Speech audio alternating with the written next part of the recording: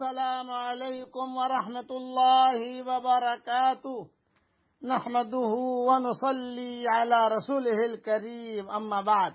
آج کا سبق سن لیجئے۔ آج کے سبق کی سرخی ہے شعبان کی فضیلت، پارٹ نمبر 6۔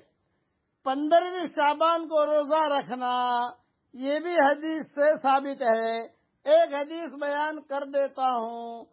حضرت علی رضی اللہ تعالیٰ عنہ سے روایت ہے کہ حضرت محمد صلی اللہ علیہ وسلم نے ارشاد فرمایا، جب شعبان کی 15ویں شب ہو تو رات کو نماز میں کھڑے ہو اور اگلے دن کا روزہ رکھو، اس لیے کہ اس میں اللہ جل شانہ سورج غروب ہو جانے کے بعد آسمان دنیا کی طرف نزول فرماتے ہیں اور فرماتے ہیں کہ ہے کوئی معافی مانگنے والا جس کو معاف کر دوں، ہے کوئی رزق مانگنے والا جس کو میں رزق عطا کروں، ہے کوئی مصیبت زدہ جسے میں عافیت دوں۔ اسی طرح طلوع فجر تک فرماتے رہتے ہیں کہ کیا کوئی فلاں چیز مانگتا ہے، کیا کوئی فلاں چیز مانگتا ہے تاکہ میں اس کی مراد پوری کروں۔ اس لیے اس حدیث سے دو چیزیں ثابت ہوئی، ایک رات کو قیام، رات کی عبادت، دوسرا اگلے دن کا روزہ۔ ان دونوں چیزیں یہ بہت اہم چیزیں ہیں۔ عام طور سے آدمی جو ہے روزہ نہیں رکھتا، روزہ رکھنا چاہیے، اگرچہ فرض نہیں ہے لیکن حدیث میں ہے، اس لیے۔ اور یہ شعبان کا جو مہینہ چل رہا ہے اس کی تو بہت قدر کرو، بہت قدر کرو، بہت قدر کرو۔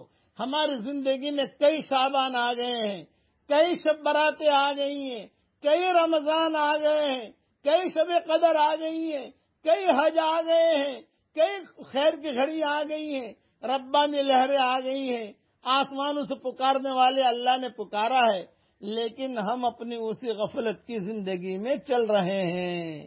کچھ پتہ نہیں یہ شعبان کا مہینہ ہمارا جو ہے وہ زندگی کا کہیں آخری شعبان نہ ہو، رمضان کا مہینہ آ رہا ہے زندگی کا آخری رمضان نہ ہو۔ اس لیے اس کی قدر کیجئے، اپنے بچوں سے بھی قدر کروائیے، اس کا اہتمام کیجئے۔ اب پڑھ لیجئے میرے ساتھ، ربنا آمنا بما انزلت واتبعنا الرسول فاکتبنا مع الشاہدین۔